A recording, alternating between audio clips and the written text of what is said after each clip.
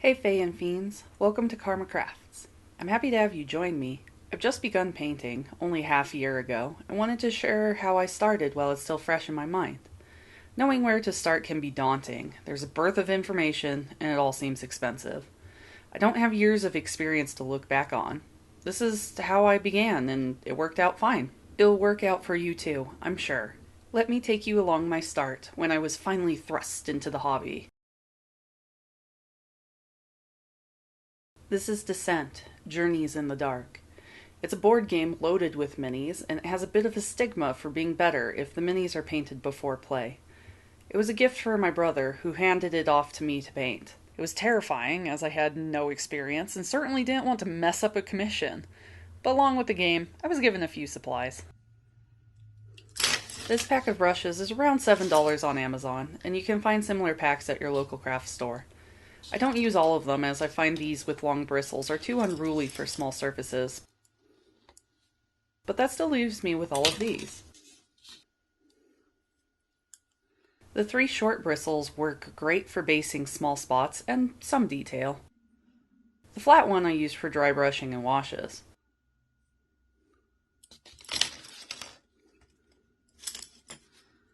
The medium bristle brushes I use for covering large areas, since you can really load the brush with paint, but the bristles are still short enough for control. Paint, of course, is a necessity, and craft acrylics are hard to use with minis. They're too gloppy for an inexperienced mini painter like myself. I've been looking at the set for some time. It's advertised as beginner friendly, and indeed it is. It's about $20 and comes with all the paints a beginner needs. If you don't want to buy a pack like that, it's okay. Let me go over the colors I'd recommend. Monochromes are your foundation. You need a white for highlights and a black for shades. You really could paint a mini with just these. Monochrome studies are a great way to improve in any art form. However, I also recommend an off-white. Off-white I actually use more frequently than pure white because it works better as a base. If you can, pick up a gray. You can make your own, of course, but it's nice to have on hand, especially if you think metal or stones are in your future.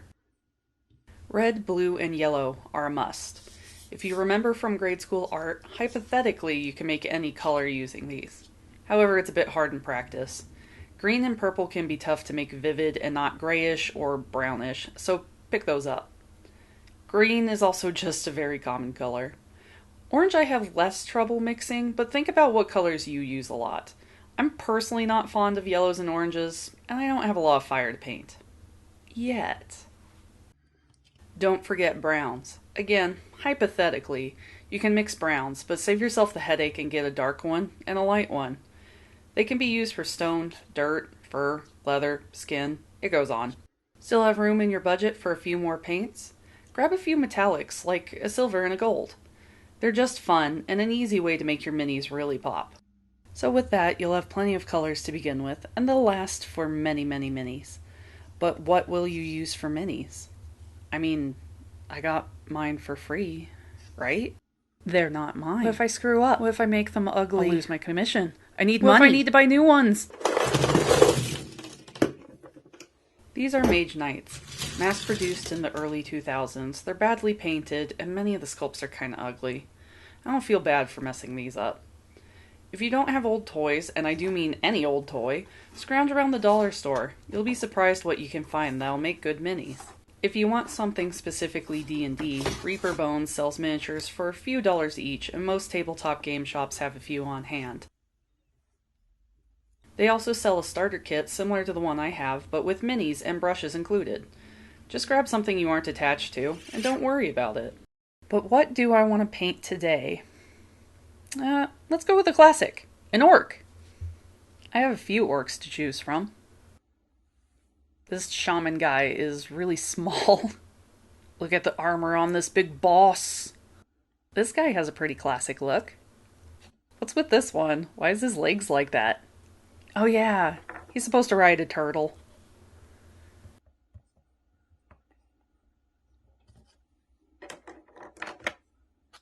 Now this guy, he is mighty hideous. The perfect candidate for a facelift. His colors are weird, his teeth are painted like skin, and he's just really glossy.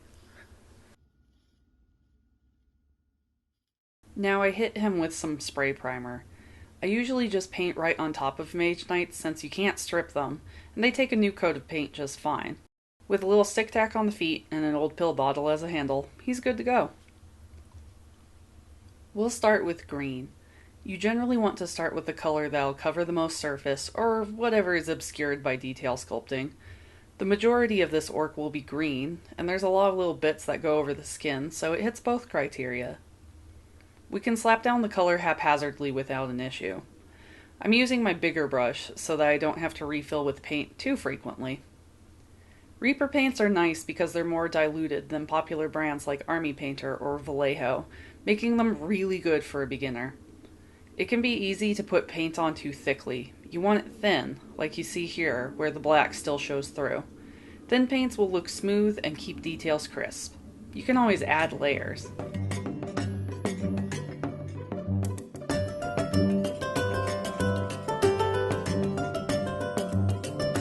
Because of his tiny feet, he was slipping off the stick tack.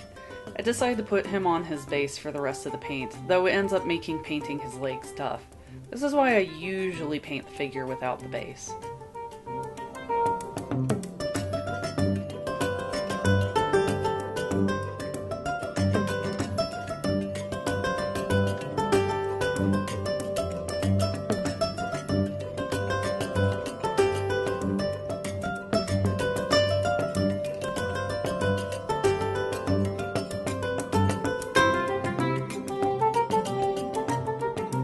I left this guy's legs alone because I was thinking of giving him pants, but he's a barbarian, and I don't want to use too many colors.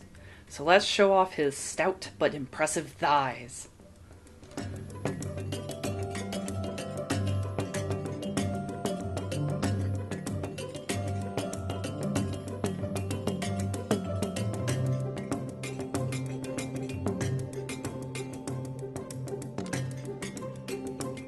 Unsurprisingly, brown is going to be our next color. This guy is wearing a lot of leather, and brown almost always works as a secondary color. It isn't going to make the model garish or busy. Generally, you'll almost always end up with brown, gray, or black as a secondary color, because they work with almost any color, and don't call a lot of attention to themselves. White can work as a secondary too, but it's a little trickier.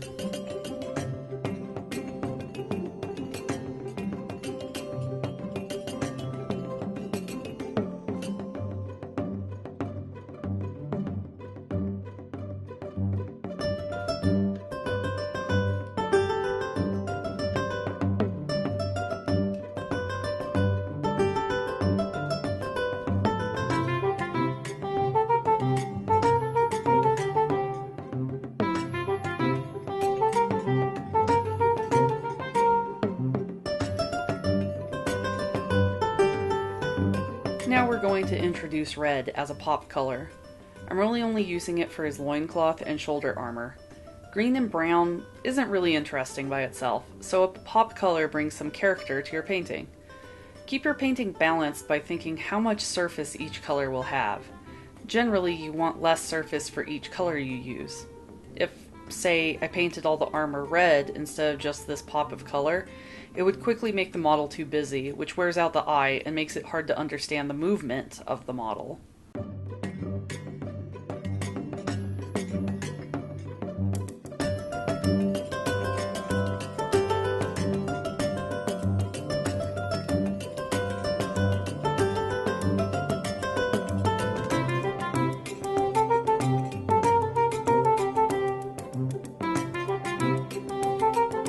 Alright, almost done with basing. He just needs some metallics for his metal bits. I only have silver or gold, and orcs strike me as more of a steel or iron type creature. If you want to make sure it looks seamless, you may want to base in gray before you hit it with silver. I didn't because sometimes I like the black popping through.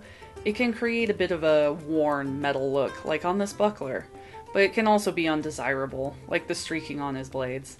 Enough layers will fix the problem, but if you don't want to worry about it, slap a base color similar to your metallic on first.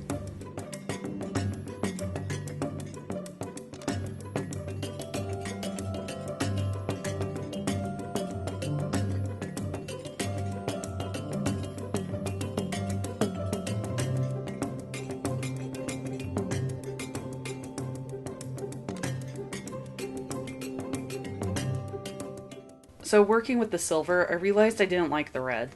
So I'm going to go back and redo the red as purple. Green and purple are a good combo, and purple works better with silver since it's a cooler color. I'm going to go ahead and do his tongue in purple too. If I make it red, it'll be the only red in the whole model, and that'll pull your attention too much. Besides, he's an orc. Who's to say his tongue isn't purple?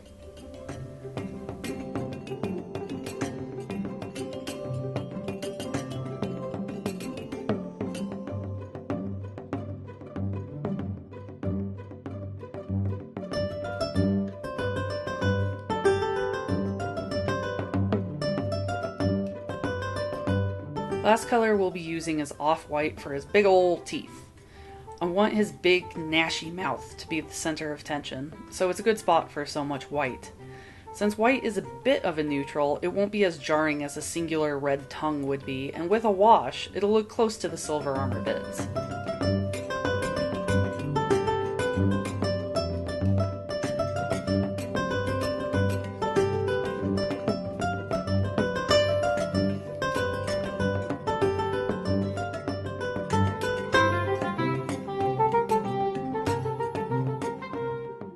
And with some final silver detailing, we have our base finished. For little details, you really just need to dab on the top. The paint will spread over small surfaces without too much help. Practice a light touch. It'll help you immensely in making your minis look stunning, and don't worry about getting every side of small stuff. As long as it reads as a stud or a buckler or what have you, that's all you need.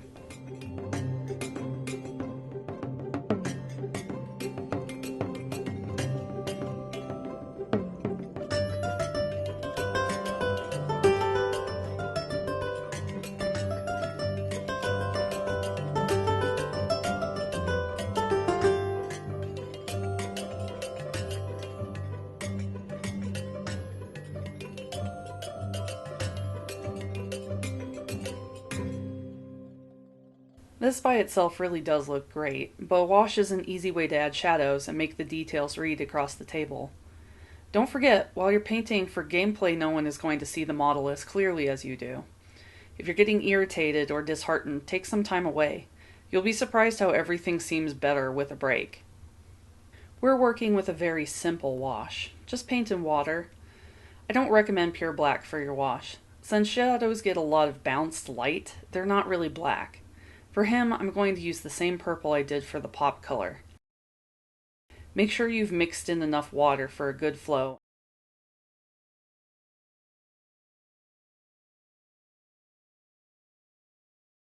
Use your brush to press against the folds and angles.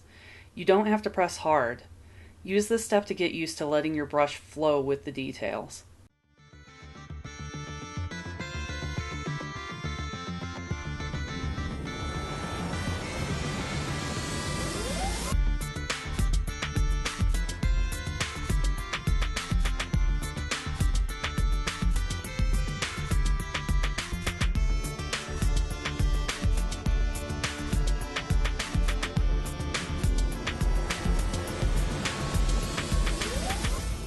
Working on this step, I realized the purple isn't dark enough, so I'm going to add some black to it.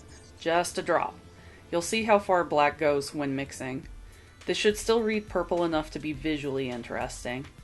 If you find your wash too thick, don't be afraid to add more water. If you find it's too thin, just leave it for a bit. The water will evaporate and leave you with a thicker wash. Play with it and get a feel for what consistency you like to work with.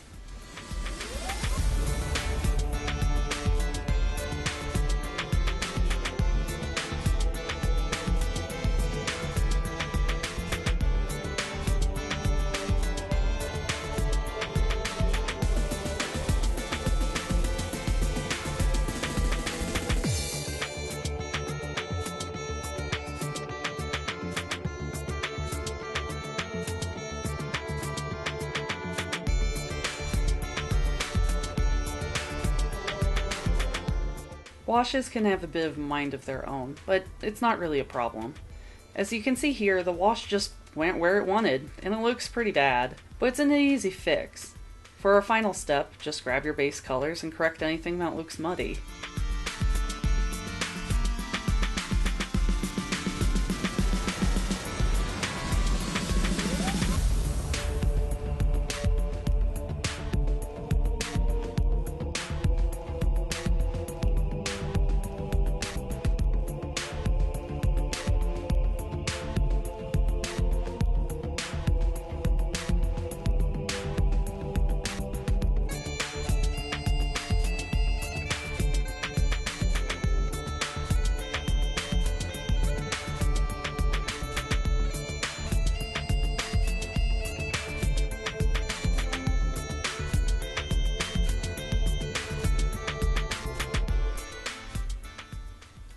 We won't be working on edge highlighting or dry brushing for this one.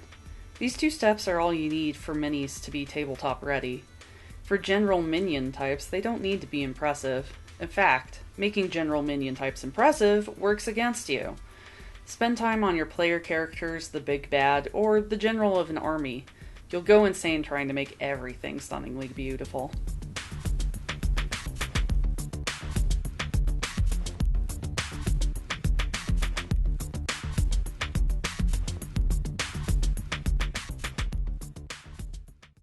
With that, we're finished with this orc man. He looks quite nice, I do say so myself, and is ready to be home on any tabletop. You'll be able to paint up a few more friends in no time. Thank you for watching. I hope this has given you the tools to start. Please make sure to share with me what great things you've painted on Instagram by tagging @MonstersMayhem, or leaving a link in the comments below. Please like, subscribe, and hit that little bell so you'll know when I release a new video. Take care, and have fun! Till next time.